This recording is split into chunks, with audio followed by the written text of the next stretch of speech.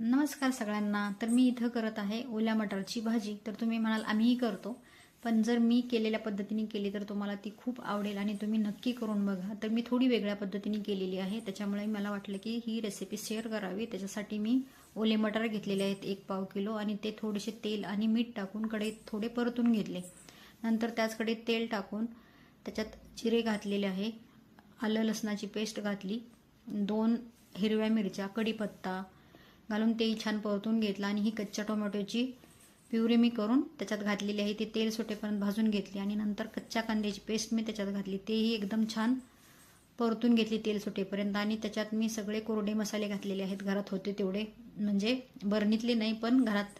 लाल तिखट, काळा मसाला, धने जिऱ्याची पावडर, बडीशेपची पावडर, हिंग, हळद हे असे सगळे मसाले घालून मी नंतर परतलेला मटार घातला आणि थोडंसं पाणी ओतून घेतलं जेवढं हवं तेवढं आणि सगळ्यात शेवटी त्याच्यात बटर टाकलेलं आहे. अशा पद्धतीने